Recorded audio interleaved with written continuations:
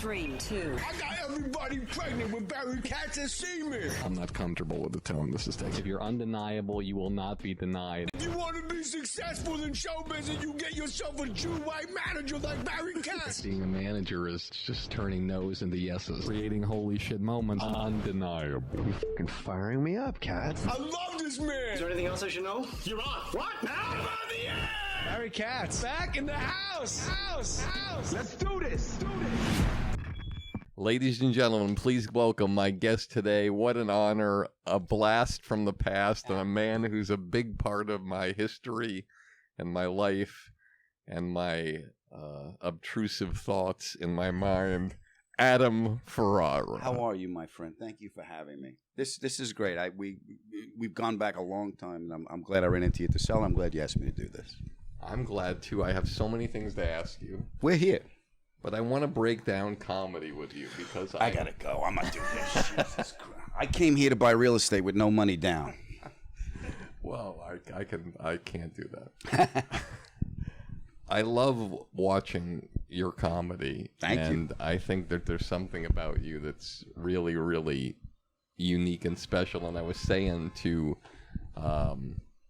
my son and my assistants that watching your routines, it's all you need to know about life and comedy, because there's no possible way that anyone in the free world can't find your stuff funny. Oh, thank you. I wish you were in every audience on the Late Show Friday. Well, that's very kind of you. Thank you. Yeah, Let me finish. Oh, there's more. No, I'm kidding. I'm joking.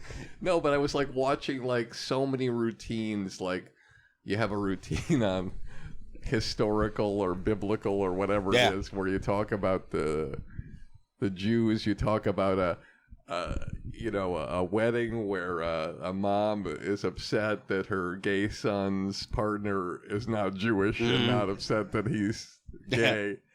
It's just, it doesn't matter if it was 20 years ago or today. It's all relevant. The routines on depression and anxiety are incredible. And those haven't gone away.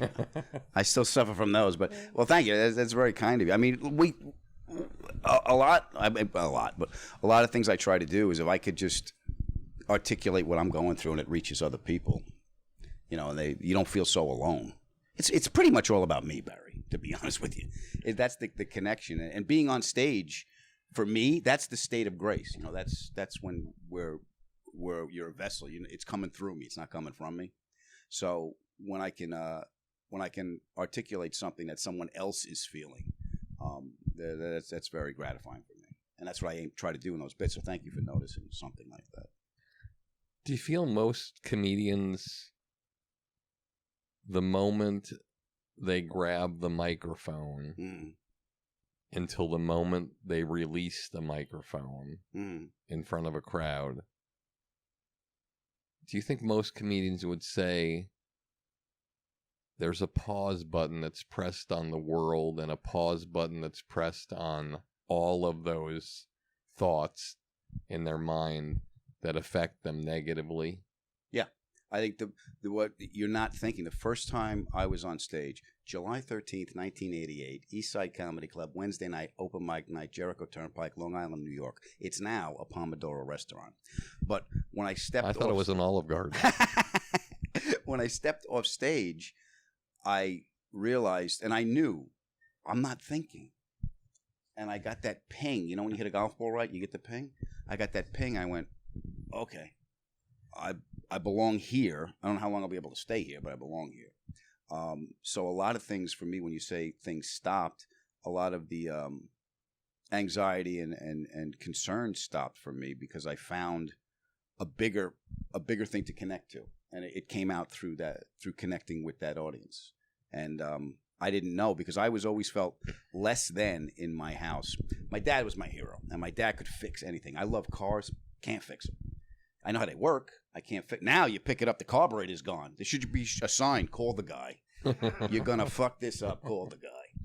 So my father could build anything. He was very handy. He was this big, towering man, and he was the ideal I wanted to aspire to be. But I didn't have the if-then go-to statement. So I always felt less than. But when my dad came home from work, I could make him laugh. And when I made him laugh, the face would change. The worry went away. The anxiety went away. And he had this big laugh. My father's laugh could fill up a room, Barry. It's like, he was Gleason, my dad. So I went, oh, that's how I fit in here. That's how I can contribute. So when I did it on stage for the first time, I went, bing. It took that feeling from the house and put it out into the world. And I got my first big laugh, and boom. You know. Do you remember what your first laugh was, what you said? Well, what had happened was I told my mother I was going down to an open mic night. Now, my mother is the original Twitter. You tell her, goes out to the universe. So the whole neighborhood showed up, and it was a little room. Adam's doing comedy. So I knew everybody. So when I went in, it was sold out on a Wednesday. So when I went in to do my act, I threw the act out the window, whatever I wrote, because they would just go, hey, you better be funny. And I just made fun of my cousin, just to do what I did. And then I was just working the crowd, and then I was doing it instinctually. And before I knew it, the 5 minutes were up, and I killed. It's very unusual that on your first set, you would invite your family. I didn't invite my family. I told my mother. She invited everybody. Believe me, I didn't do it. I didn't want everybody there. So, Mom, going down to do this thing. And everybody showed up. And I walked in and I saw my father. I go, what are you doing here? Your mother. Okay, so you get off stage. The first thing your mom says to you, the first thing your father says to you. I get off stage. My father went, see you tomorrow. We're going. Louise, get in the car. He gave me a kiss. He said, Louise, get in the car. And my mother said, I don't like the language.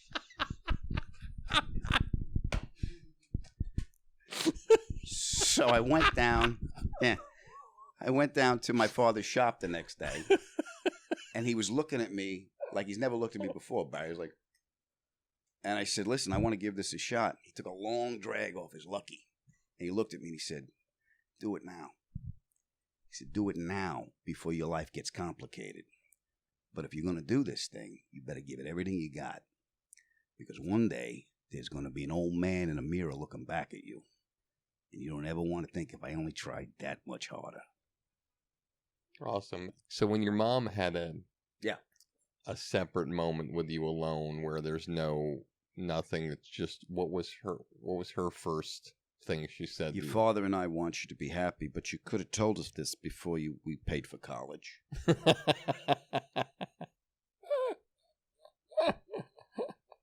Find your joy. So my name was up. Comedy, Tropicana Hotel, Adam Ferrara. I got a disposable camera. I took a picture of that, and I sent it to my father. That was success for my dad. He had it framed, hanging in his office, because that's what he's used to seeing. Sinatra. Not the Tonight Show. He could give a shit. Sinatra, Elvis, they all played Vegas. My name was up there in lights in Vegas, and that was success for my dad. And then after my name went down, it said prime rib, $8.99. But he hung that in there. And I remember when I would go down, because I got depression, I got anxiety, I get emotionally up and down. And, my dad was. And that was always the case, even when you were riding the bus to the mall. Yeah. It was like, it was. So you always knew when did you first know you had anxiety and depression? What age? I didn't know what it was. I just thought I didn't fit in because it wasn't labeled then. It wasn't, I said, I guess this is just what it is. This is just what life is. Did you ask your friends if they felt the same thing? No, because I didn't know. I guess this is, when you're younger, you're like, I guess this is what it is. You don't have a frame of reference. You don't know anything's wrong. You just know this is the way you feel, and the rest of the world is fine. So there was no communication. It was a different time back then, so you didn't know. Believe me, I knew as I'm getting older, if I knew that aging was going to happen to me, I wouldn't have given a shit about anxiety. Fuck. I'm getting the shit kicked out of me now. I was like, I should have enjoyed when I came. But you knew aging was going to happen because you see your relative. Conceptually, but you don't think it's going to happen to you.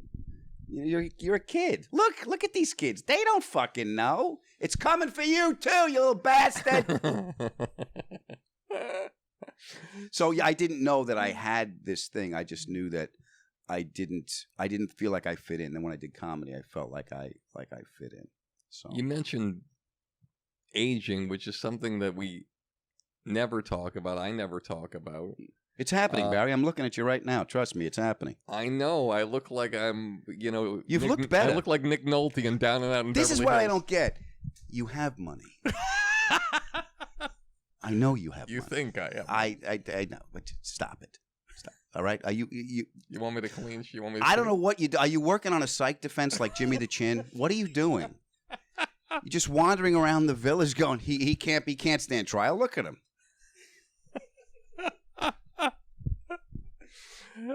Al Lubell and I have a lot to talk about. I love Al Lubell, and I'm glad his name's not Lou. Genius. Yes, I have looked better.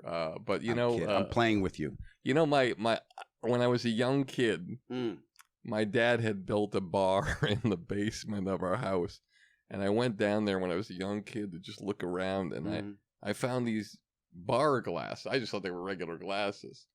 And on them were different sayings. Right.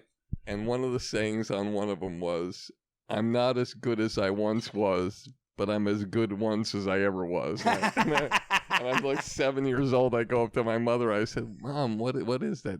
"Put that away." Yeah.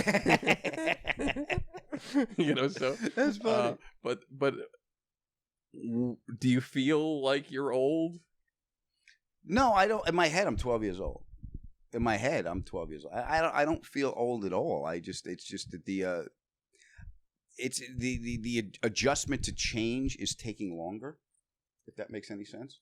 And give an example. All you got to do is download this app. Fuck. Fuck. Yeah.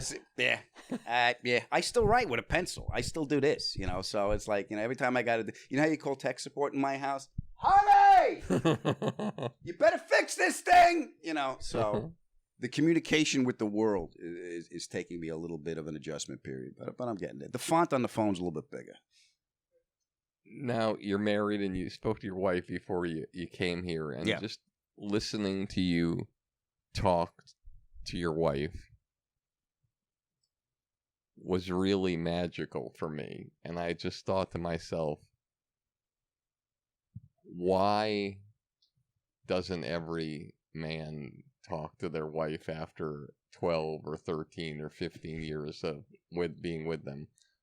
The things you were doing on the phone, which our audience don't know, they weren't here to be privy to it, but you were just doing this thing where you were just, you're whispering on the phone and you were like saying funny jokes to her, but also telling her how much you loved her in your own way, your own love language. And I think so many comedians are miserably unhappy because they can't find a woman to keep the train on the tracks. Or, I'm sorry, let me rephrase that. They can't find a partner to keep the train on the tracks. Yeah. It's how did you when you're comic, you're doing your thing, you meet it's a lot of women in life. It's just a natural thing. You're funny, and if you're a heterosexual guy in the comedy business, you're going to meet women whether you try to meet them or not. And there's a lot of frogs. So how did you decide that she was your partner, and what is it about her that kept the train on the tracks where other people couldn't keep it on the tracks? Well, my wife is, you guys can't see it, my wife is stunningly beautiful. She's gorgeous, and she has to be, because God says, God looked down and went, "Putz, how high do I got to burn this bush? If you don't see this, you asshole." So she's beautiful. And how did I decide? It was, I learned the difference between, or I got an awareness of the difference between have to and want to. Every relationship, there was a point in a relationship was like, I have to. I gotta. You mean where the woman drew the line in the sand and said, "Listen"? No, it was the life we were living together was always, we have to do this, I gotta do this. I wanted to do this. I wanted to do this with this person. I wanted to be with this person. And she just elevates everything. And I need something to I need someone to call me on my shit, and she does, and and I call her on hers. She's crazy too, Barry. Beautiful's nice, but she's nuts too. The thing I figured out is I want to go through it with her, and what I figured out makes the marriage better is you can't be crazy at the same time. That's the key. I know her crazy. She knows my crazy. So when you come home and the crazy's going on, I came home the other day. She likes to feed her birds, right? Like a bird feeders and stuff. She's looking up in the sky. She's crying. I'm like, what's the matter? She's like, Amazon sent us poison bird seed. There's no birds. They're clearing the skies for their delivery drones. Like, honey, clearly it's your turn. I was going to come home, bitch about the price of gas, maybe punch the refrigerator, but I'll reschedule because you need me now. So she made everything better.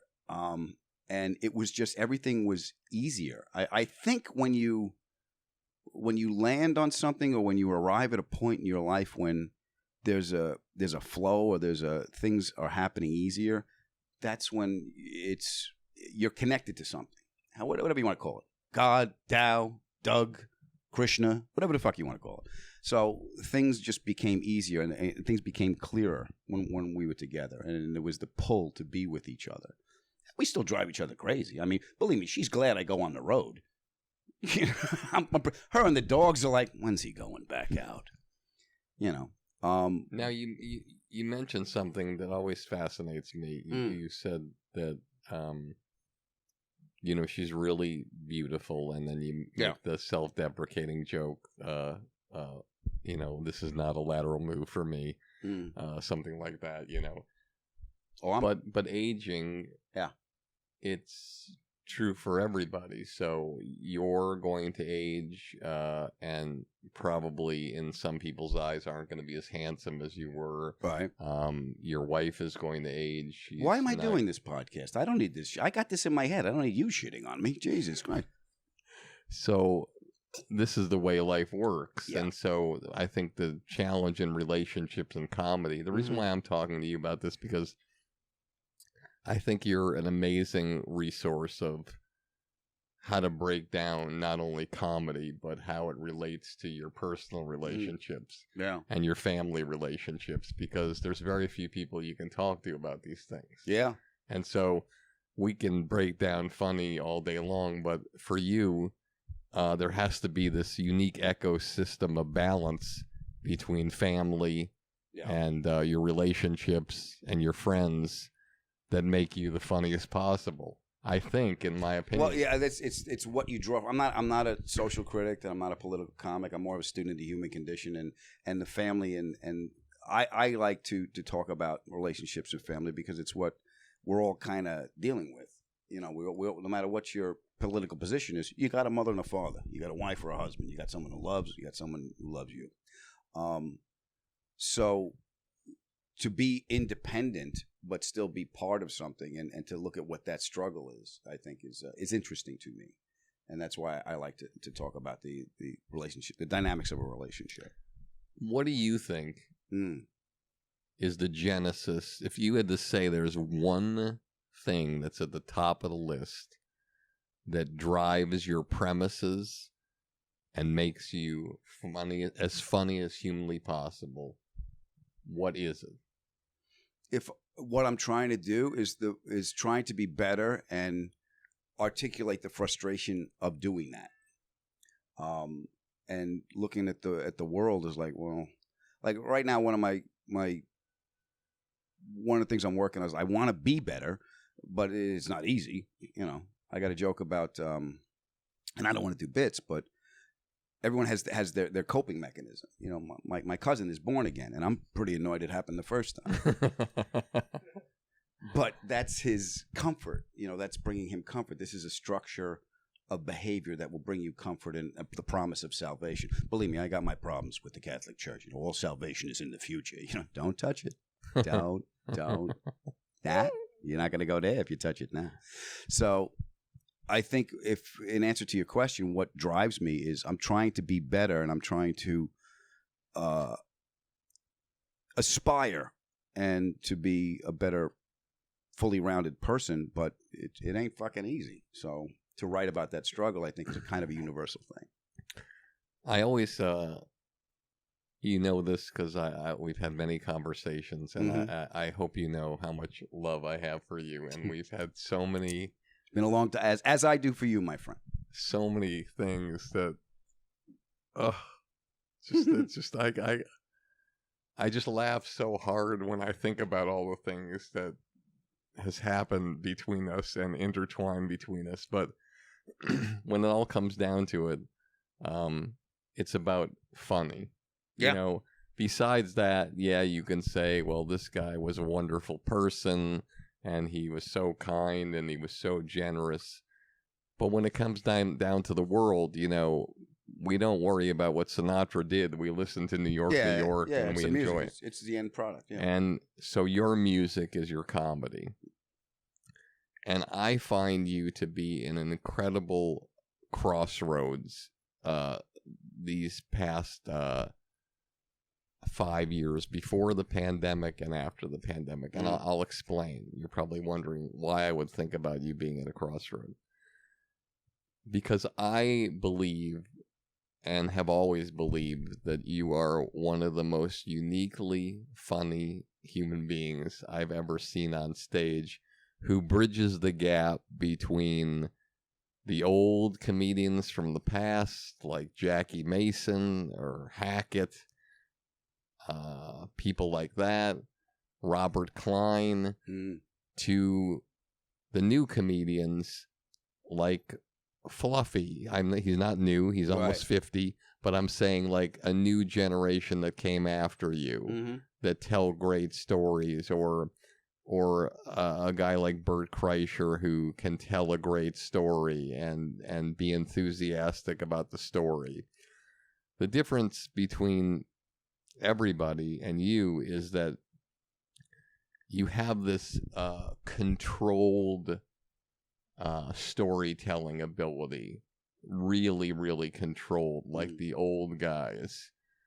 The new comedians don't have a controlled storytelling style. They have like a party storytelling style. Yeah. And it's more of a, you know, that happy-go-lucky thing, whereas yours is like a theatrical performance. So, and I think it's hard the way the world changes, and I want to talk to you about this as well as a backup as you keep going, because I know I'm rambling, but we talked before the podcast about how it is and how life changes, but also comedy changes and the world changes, and I talked to you about how, hey, you know, Rudolph Valentino had to worry about going from silent pictures to talking pictures, and the people who were doing radio had to worry about how they go to television. And so in every incarnation of our entertainment business, there's changes. And if you don't make the changes, or as I said, you know, the tree falls in the middle of the road sometimes when you're driving, and some people figure out how to get around and go to their destination, and some people are left behind. You're a guy who's always, as I watch your stuff and I see you, you're always trying to figure out and fight through it, and many times you win. But even when you win and you get millions and millions of hits, sometimes it doesn't translate into the millions and millions of hits of other comedians. And it's like a Rubik's Cube puzzle that you have to figure out, and every comedian has to figure out. And some comedians who shall remain nameless started as a teenager like you know, went 13 years working C-rooms, and then one day something happens, and they figure out what the audience wants from them more than anything else that they haven't been giving them. And I always feel like you feel you're in a race to find that algorithm. What do I have to do that's going to get the world to see what certainly I see every day? I'm in person with you. I haven't seen you in a long time. I laugh really, really hard. I see you on stage. I laugh really, really hard. Yeah, it's the delivery system is different. Hang on one second. This is the most amazing. Adam's going to be talking about this I just want to share with the audience. So I am doing this podcast in a hotel in New York City. Yeah, Barry's making a snuff film. And I had scheduled Adam for 11 o'clock, and I just didn't think to myself, why did I have him scheduled for 11 o'clock? And then we moved it back to noon so it can be better for him and make it right. And, of course, there's knocks on the door. Yeah. There's phone calls. Housekeeping. And it's like, oh, my God. Nah. Every time I'm with Adam, something happens where he's like... Yeah. And so it's this crazy thing that happens, and I remember you being I share this with you all the time, but I've never shared it on the podcast. Tell him. So I'm in California. I want to represent Adam. Mm-hmm. He's taking meetings, and he comes to the office to meet with me, and I'm really prepared for the meeting. Mm-hmm. And I'm ready, and I'm really normally really great at sitting down with people and talking to them. Just not today. But and I sit down and I'm all prepared. And there was one thing that I wasn't prepared for. I sit down, my ass hits the cushion, and Adam leans over in the 45-degree or 90-degree counseling position and says, "Yeah, did you kill a guy? What did you do?" What did you do? Because I said, I'm meeting with Barry. They went, oh, Barry. I'm like, that's all they say is, oh, Barry, but they don't tell me what you did. Do you have human body parts in your basement? Tell me, Barry. And so he said that to me, and my natural inclination was to say that a line that a person said before they went to prison. Okay. Bill Cosby. Yeah. And I shared this with you, and I don't know if you remember, I said one of my favorite quotes from Bill Cosby is, if they're not talking bad about you, then you got a problem. Yeah.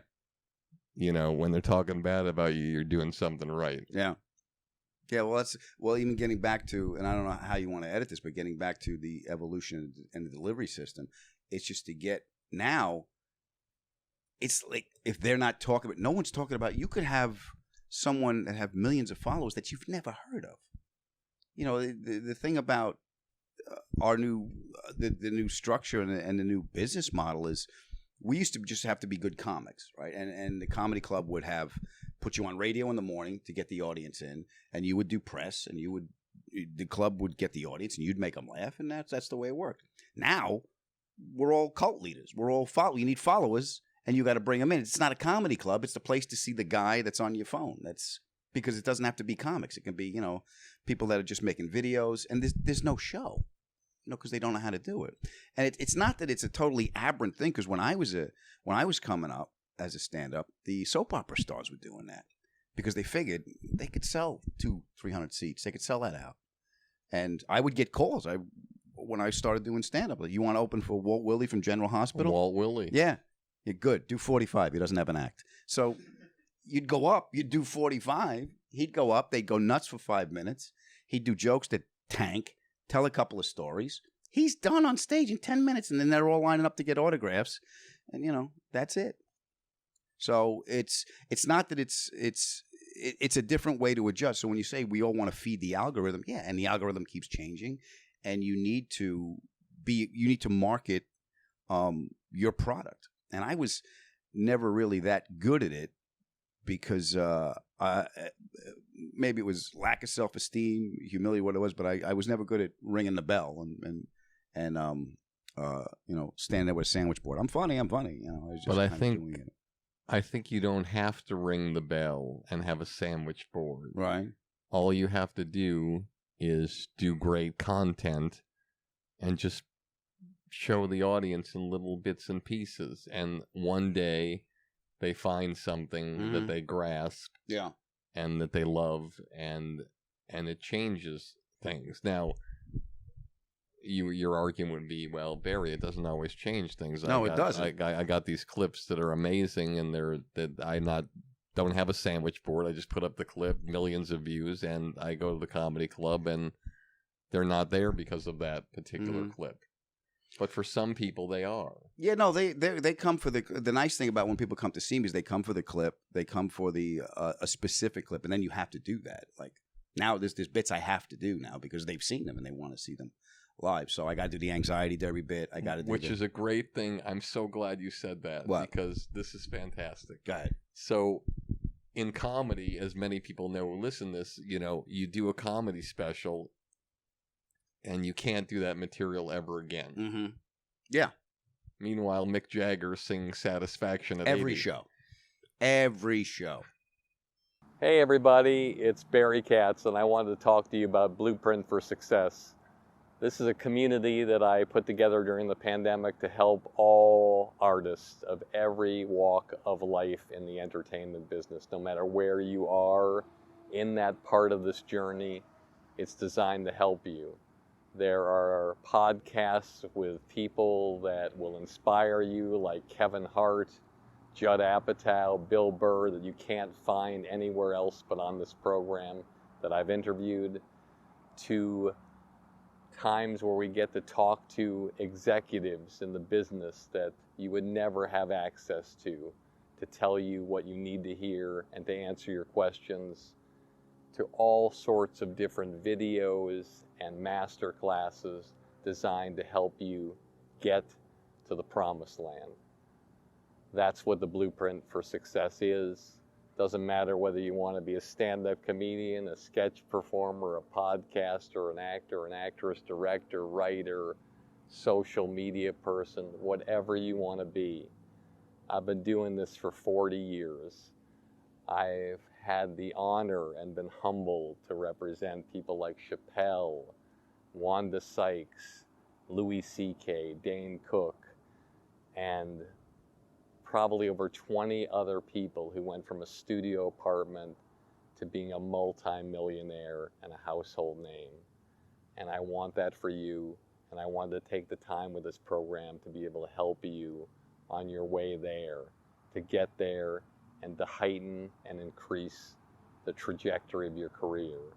Blueprint for Success is the way to go.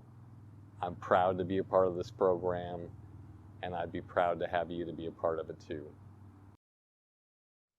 The reality is, when you put stuff online, you are a rock star, and they want to see the bits again. Yeah. It's a different. It's what in my head. I'm still writing albums, and they just want singles.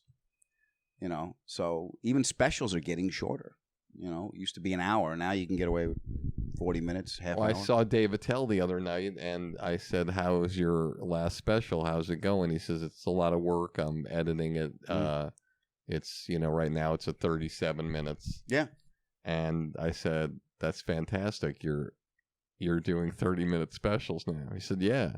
I mean, it has the same effect, and I don't burn all the material. Yeah, and I can put them out more. Yeah, you keep feeding more material into it. It doesn't have to be about a thing. It could just be bit. You know, but see, I like to write about something, so I'll exhaust a topic, and then whack that up.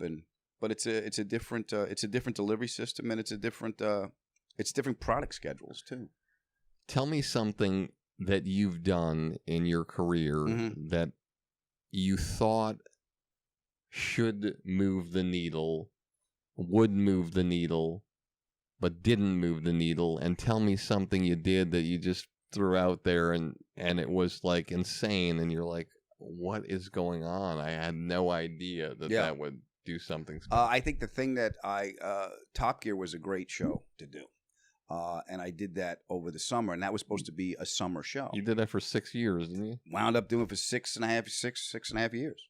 So that was so much fun, Barry. So much fun. I went all around the world with guys that we still love to this day. I mean, the Tanner Faust, Rutledge Wood, myself, and the crew and everybody. We were a traveling family, and we went all around the world. I drove. They flew me to Germany. They gave me the new Lamborghini Hurricane. They put me on the Autobahn in the left lane. They said, go. So I got to do all this stuff. I drove up a volcano in Iceland in a non-turbo diesel Chevy pickup. That took a while. So did that change your life in this country and other countries? Yeah. Were you touring in Germany and Italy and Australia? Yeah, I got a big international following online because of that show. Because the mothership of that show has been all over the world for years, and it's huge. And they were the Top Gear UK at BBC were the ones that did this. Were the producers of this show, so we benefited from that same fan base. So that blew everything up.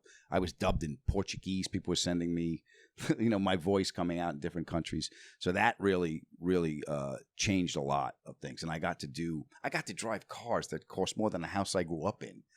I got to, whatever car I dreamed about when I was a kid, the Grand National, the Buick Grand National. I said, can I have one of those? They went, yeah. And bring that up. I was at the Peninsula Hotel. We were doing the Rescue Me comedy tour. And I was doing both shows at the same time. And we had to play, I was in a production meeting. And I said, you know what I want to do? I want to play tank battle in cars. And our executive producer went, brilliant. And that's when I realized there's no adult in the room. And we have a budget. So I drew up this Chevy El Camino with a gun in the bed, had a turret in the bed, and I drew it up. I had to go down to, I didn't have a scanner. I had to go down to the front desk, and I had to have him scan it so I could email it. And the guy's looking at me. He's looking at me like this. It's not a weapon. I'm not a terrorist. I'm doing this for a TV show. So I sent it to him, and they built the thing. They built the thing I drew. And it's amazing. So, and then tell me something that you did that you thought you're putting it out there. This thing is, this is going to make it happen. And I think a lot of that, I'll say when I got to do, I don't know if I thought it would change anything, but it was different. I never really do anything where I think this is good, might take it, but I do stuff where I've arrived at a different level. I've been fortunate enough to have people give me the opportunity to do drama, so I got to do that, which is a different muscle. And I thought I would get more dramatic roles from that. And I did, I got more hour television, more of that stuff. But I didn't get the. I thought I would get more out of the drama, but I was more satisfied that I could do it. And the guy Dennis Leary, just wrote a monologue for me a couple of times, and pitched me the ball. And he believed in me, and I was a mess. I was just going over it and over it and over it, and I wanted to do well, and I hit it, and he gave me that opportunity, and I'll always be grateful because he said, "Oh, I knew you could do it." I said, "Well, I didn't." So, one of the guys I started with, he had the Thursday show at Play It Again Sam's. Yeah, I'll never forget one of the bits that sticks with me to this day. Maybe it's because you get older or whatever you think. Mm-hmm. He used to have this thing where he'd start off and he'd have 4 cigarettes that he'd light and take a big puff and blow out all the smoke and say, "I love the smoke." People are always coming up to me, non-smokers, saying, you can't smoke like that. You're gonna die. It's it's horrible what you're doing to your body. And then he said, Jim Fix, the expert on health, the jogger. Yeah, he has like 10 books. He's been on every talk show. You know how he died? Jogging. Yeah. You know who found him? 2 smokers. Hey, that looks like Jim Fix. I love Dennis Leary. He's a huge part of my life. I was at his wedding. Yeah. Wow. Yeah. And so, are you a better stand-up comedian or are you a better actor? It's a good question. But they're 2 different disciplines, so it's hard to say. I'm better at both now. I'm pleased that I'm happy with what I'm producing, which I think is, for me anyway, is the key to me staying happy. If I'm happy with what I'm producing, because we talked about it before, there's this success that we all get. When you go out, when we're younger, you're out in the world getting stuff, and now, if the stuff you're doing has substance to it, it sustains me a little bit longer. So to make the switch from success just to get something, to have substance, to being happy with what you're getting and what you're doing is sustaining my happiness a little bit better. So when you say, are you a better actor or comedian? They're two different disciplines, so I don't think you can compare them. But what you can do is assess whether you're getting better at what you're doing. One of the things I've always respected about you is I have always said about comedy, and I hope comedians don't take this the wrong way, but look, if you want to just do stand-up and you want to be the greatest stand-up in the world, there's nothing wrong with that, and that's wonderful. Sure. But my feeling is that chances are, using your past television show as an example, there's many cylinders in the engine of the car, and why drive with one when you have 7 left to use? Yeah. But most comedians, I'd say 99% of all comedians, if you took away their stand-up comedy money, they'd be homeless. Yeah. Most actors, if you took away their acting money, they'd be homeless.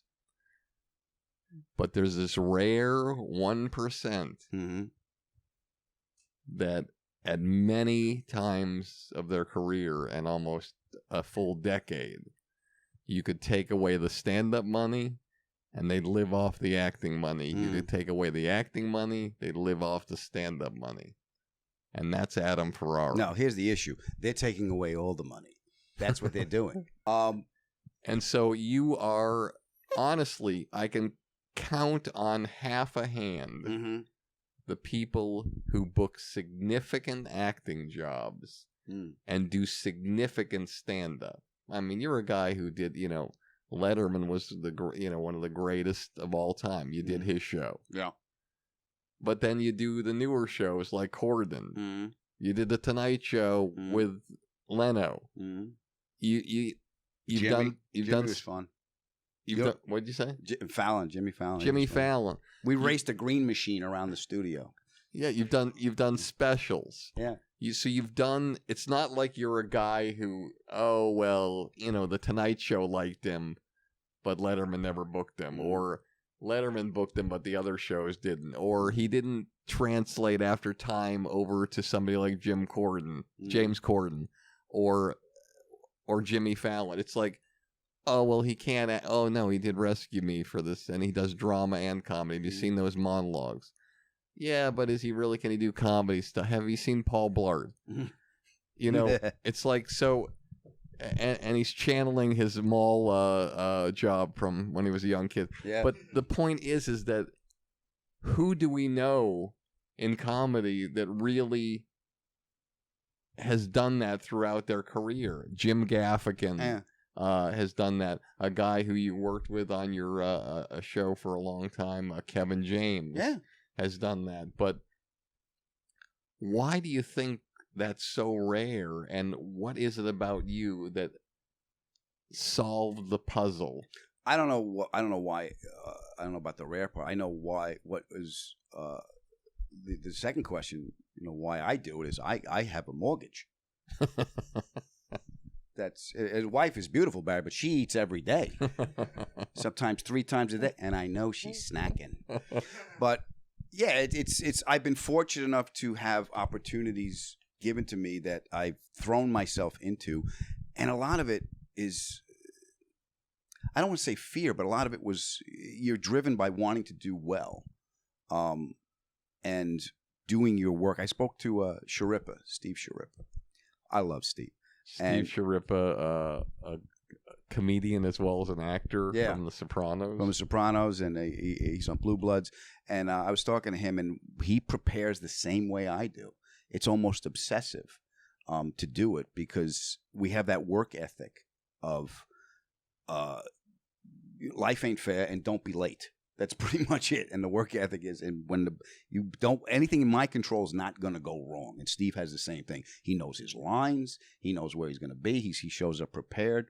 And a lot of that is because we want to do well in the opportunities that were given to us. So and thank you for the compliment that I can do all these things, and it has been well received. But it's the reason I don't have a real reason why I can do it. I just know that I've been able to do it, and I've cultivated those skills to do it. I mean, I take acting classes. My first acting gig was a sitcom. I flew out to L.A. to do the Tonight Show, and I auditioned for a sitcom, and I got it, and I bullshitted my way through the whole thing. Camera left. Oh, okay. I don't know. Adam, come up stage. Right. I got no fucking idea. So, but I got away with it, and I was funny, and I was bitten by the bug, and I was like, I need to study this because I want to do more of this. So I think if you apply yourself to it, and the opportunities come there. I mean, you know the old saying, luck is when opportunity meets preparation.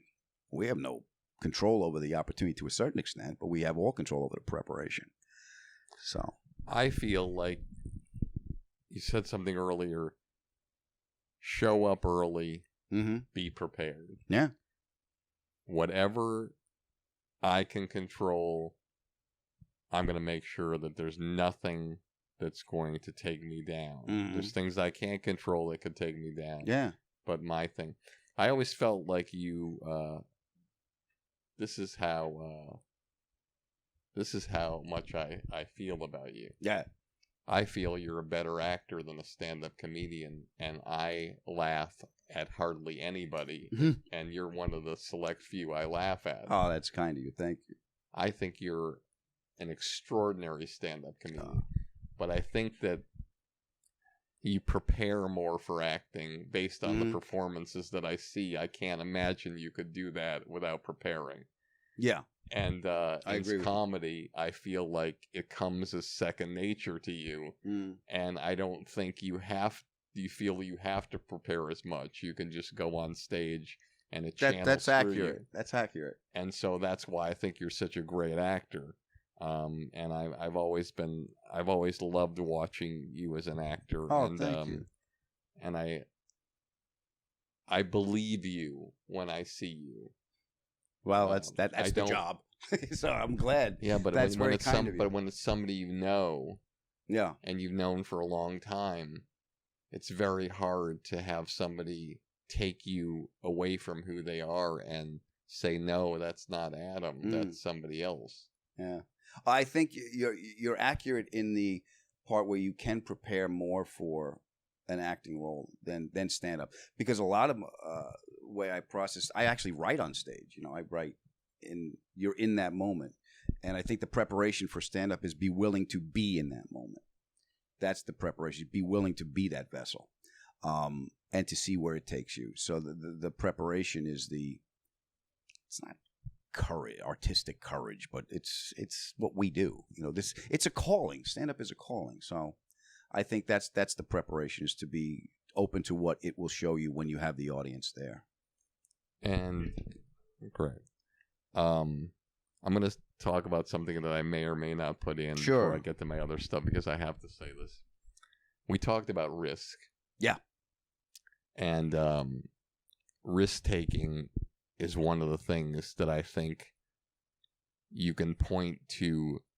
I don't want to talk about influencers. I want to talk about stand-up comedians. Right. I think risk taking is the thing that, to me, after the pandemic, is the thing that people are responding to a lot now. You think?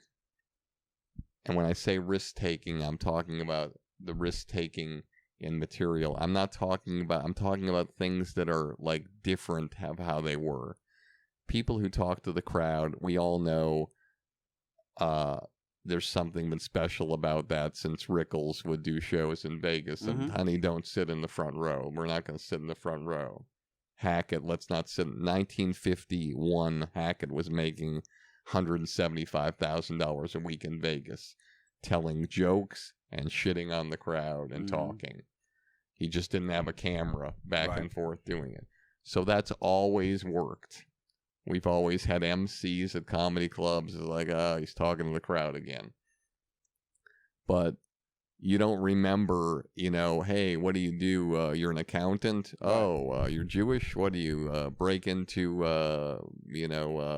Schwartz and Schwartz and screw up their books? Mm. Okay, let's put that online. You remember the crack baby routine from Chappelle. Yeah. You remember the gun control bit from Jim Jeffries. Mm. Those are the things that stay with you your whole life. At least if you're a comedian, you remember Carlin's 7 dirty words. Sure. Or you remember him talking about the Germans taking over and him saying about the United States, that's our fucking job. Yeah.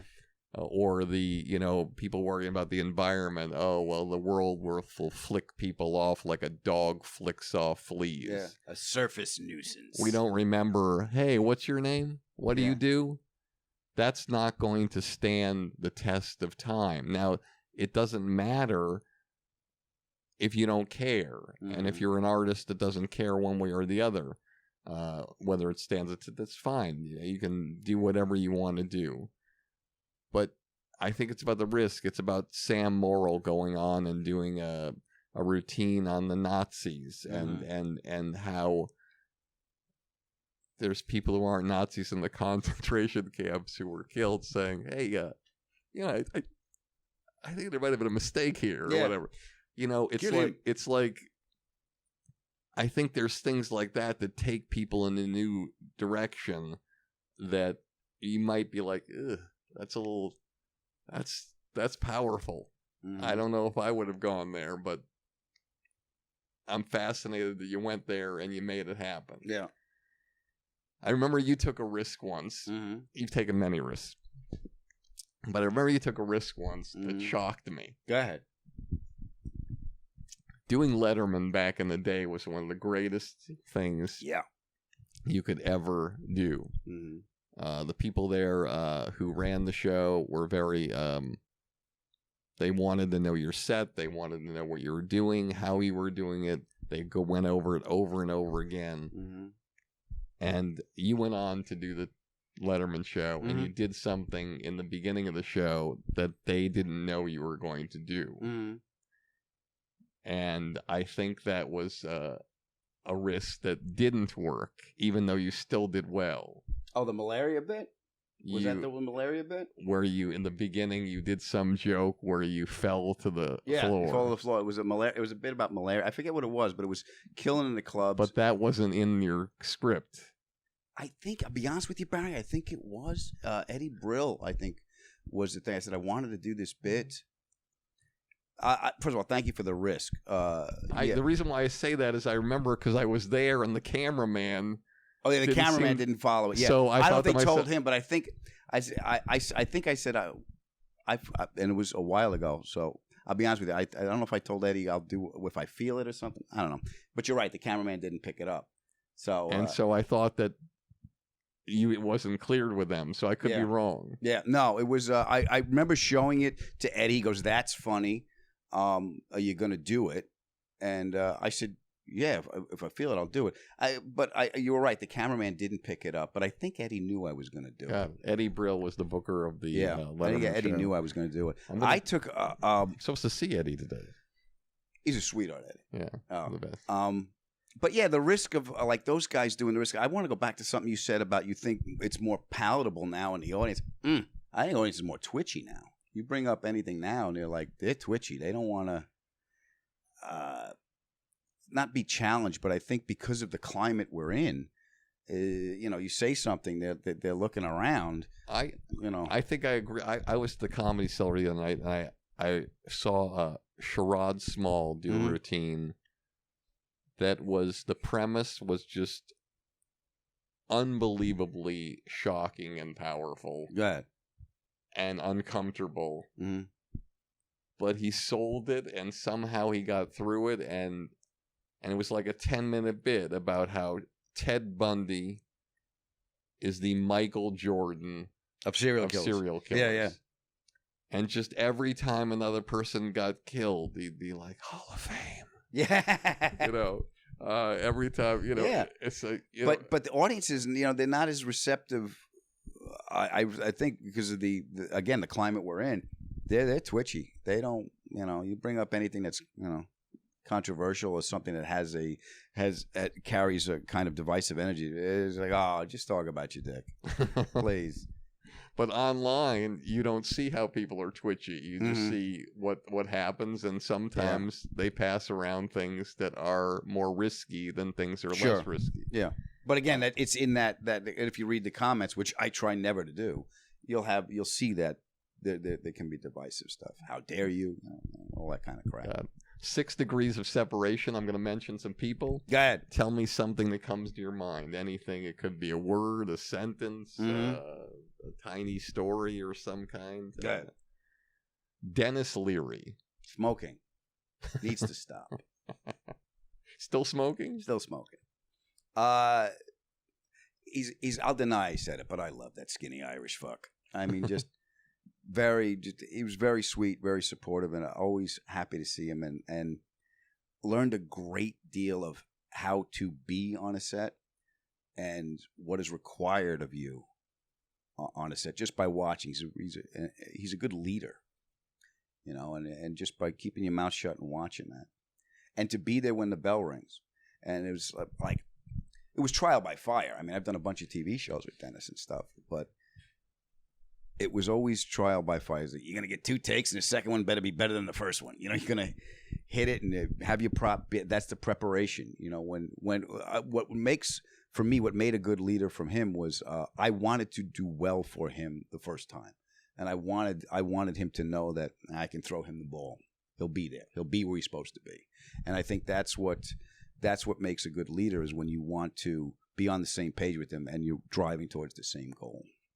And he gave me opportunities that I don't know I would have gotten from anybody else. And there were people on that show who shall remain nameless who were not as prepared as you, but had this natural way about them, and they just were a part of the family. Oh, yeah. And they'd come on set, and you'd realize that they weren't as prepared as you.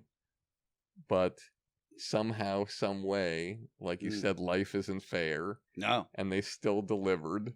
Yeah. And the world never knew that. Yeah. Yeah, that was fun. The nice thing about being on a set, and one of the things I love about working in television, is it's a family every day, and you're evolving. The show is evolving, your character's evolving, and you're seeing everybody every day. It's series television when it's working right, and I've been fortunate to be in 3 or 4 happy houses that ran for a while. There's nothing like it. George Carlin. A sweet man. I got to meet Carlin. First of all, I had the albums under the bed when I was a kid. And then, his voice is in my head. I got to open for him at the Comedy and Magic Club. I got a call from my manager, Peter. Peter Rosegarden, a really great manager. Tremendous. We've been together, over 20-something years. He's my guy. He goes, Mike Lacey's got a bump your weekend, but he said if you want, you can open. Right away, the ego kicks in. Open? What sword swallow am I opening for? I'm not opening for some. Who am I opening for? George Carlin. Does he need a ride? Can I pick him up at the hotel? So you can't go in the dressing room before because he's rehearsing, but you're more than welcome to come back after the stage. So the Comedy and Magic Club. It's like a little theater. So there's little curtains and everything. The MC went up. I went up. I did a half hour. I walk off stage. There's these 2 little eyes and a silver beard. Carlin is sitting there, and he puts his hand out. He goes, "You're funny." I go, "And you're Carlin." And we had a mutual friend, Chris Rush, who had since passed away. Yes, right? Tremendous. So I was talking about Rush, and we're just bullshitting back and forth. He's quoting a joke. He was like, "Oh, that Dick Clark joke, that was funny." I go, "Really?" He goes, "Oh, yeah, that was. When did you write?" And we're bullshit. And all of a sudden, you hear the audience clapping. He goes, "Is that for me?" I go, "They don't want to see me again, George. You better get out there." He went out, did his whole set, into the green room, taking pictures with my wife, just bullshitting back and forth as a comic. And he was so gracious, and he was aware of his position in our business. And that when they say don't meet your heroes, I'm so glad I met him. Him and Pryor. I got to meet both of them. And it was just a great experience for me. Your father. My father. Is something to live up to. Still. I mean, he's passed away, and he's still a huge part of my life. As he got older, I got to see more of his humanness, his humanity, because he was always, and I think this is where I get a lot of my anxiety from. He was on his own, my dad. You know, he had my grandparents and stuff, but he told my grandfather, "I'm going to marry Louise," and my grandfather said, "Oh, let us know when. We'll come." So he was always on his own. So he was always giving us everything he could, but he had a deep sense of loneliness. He said, "You got to do things." He goes, "I look back behind me. There's nobody back there. I got to make this work." And he never did. And I didn't know this till he met he loved my wife. That's one thing I'm grateful for. He got to meet my wife. He was ill, but the last 3 years of his life, he got to spend time with her. And when I took him to chemo for the first time, they're hooking him up. I brought the laptop. We're watching movies together. I said, "I'm going to sit with him," because I was there for the whole ride. And I leaned over and I went, "Pop, I'm going to marry Alex." And he said, "If you don't, I will. And don't listen to your mother. She's plenty good enough for you." So my dad he's someone to live up to. But he told my wife, I know why he gave me that speech, "Do it now before your life gets complicated," because he wanted to be an inventor. He was always good. He could always fix everything. But, back then, Barry, you were married he was in the Army at 18. You married at 20. You got a kid at 21. And there's your life. Your proudest moment in show business? My proudest moment in show business was a show business moment, but it was a moment I shared with my dad. We're doing a Rescue Me comedy tour, and we're playing Radio City. All right, I said, "Pop, I'm playing Radio City." He goes, "Yeah, kid, that's great. Your mother says you're also playing the Mohegan Sun Casino. We're going to go to that one." And, okay.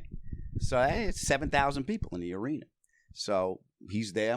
We're all there. I talked to my father. I said, "You going to be at the show?" He goes, "Oh, we're going to be there, unless I get on a rush. But we should be there, right?" So he got in there. He's sitting third row center, big shock of gray, white hair. And he's like, "You going to do the bit in the desert?" That bit. I love this. And I haven't done that bit in years, but that was my pop's favorite bit. I said, "Yeah, Pop, I'll do it." It's one of my favorite bits. Yeah. So I remembered it. I did it. And I got a big applause break. And I said into the microphone, I said, "I did it, Pop." And I'm talking to my father with 7,000 people. I go, "My father asked me to do that bit." And there's my father. So I did it for him. And they all clapping and everything. And this was years ago. So cut to, he's dying. And not going to be long. I put him in a chair. And I slept in the room with him. I bought him one of those chairs so he can get up and down.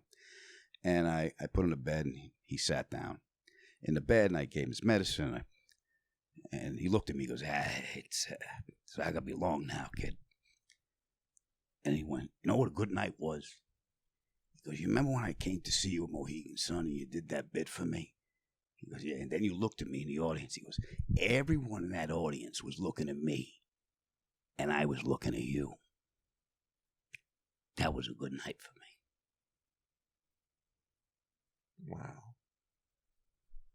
Wow, man.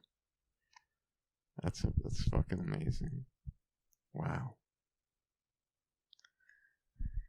How do I continue after that? That's incredible. Yeah. I think this is a calling. I was told before we turned this on, I told you I spoke to Robert Klein, for about 2 hours. And, he said it was a calling that we have. And this is what we're doing. Look, we're all screaming, yelling, money. We all got to eat, all the things. But when you get to the bottom of what we're doing, we were given this set of tools and given this impulse to do this, I think, for that. And I don't think we realize that until we get to a point where you got to burn out of realizing there's no healing in achievement. There's healing in service.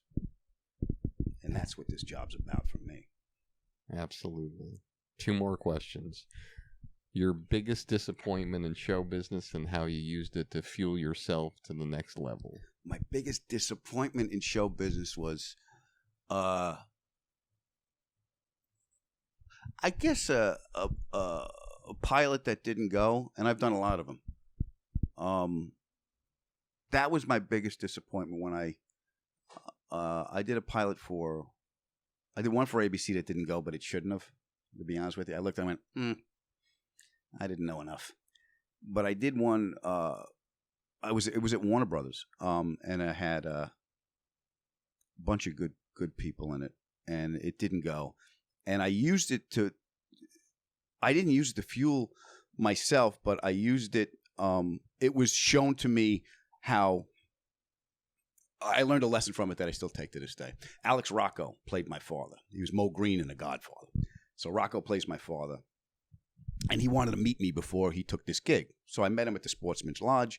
And he walks in and he goes, draw chips so everyone in the house can gamble. He did the line from the guy. I said, wow, Mr. Rocco, how did you know I wanted to hit? He goes, everybody wants to fucking hear that. Sit down. And he told me the story. And he wanted to meet me. He takes the gig. He goes, you're funny. He takes the gig. And we shoot the pilot. It doesn't get picked up, and I'm depressed. I'm in my underwear for 3 days. I'm eating cheese doodles like crawling inside a bottle of Maker's Mark. You think it's the end of the world because you'll never get an opportunity. This is it. I fucked it all up. So for 3 days, I was just locked in my room. Phone rings. It's Rocco. Hello, kid. It's Rocco. I put my retirement in your hands, and you fucked it up. And then so I'm laughing. I go, I'm sorry, pal. He goes, do not let them control your happiness. I'm going to tee off. He was calling me from the golf course. Do not let them control your happiness. So I don't know if I use it to fuel myself. I use it to comfort myself. Fantastic. Last question. What advice would you give for the young comedian somewhere on Long Island trying to look at that comedy club as they're driving by to a mall gig on the bus, to figuring out a way to how to get through everything and be a chameleon and have the kind of amazing, extraordinary career that you've had? Write what you know. Just write what you know. Do what you do, because if you're running around trying to figure everything out to a certain extent, you're not going to be you anymore, so then what are you selling? Write what you know, and then realize there's a difference between your art and commerce. Don't write for the end. Write for what you know, and then figure out how to sell it. Have the baby, but then take care of the baby. But they're two different things. I don't know if that makes any sense. Tremendous. Adam Ferrara. It's good to see you, baby. I'm always an honor. Thank you so much. It's been a long time.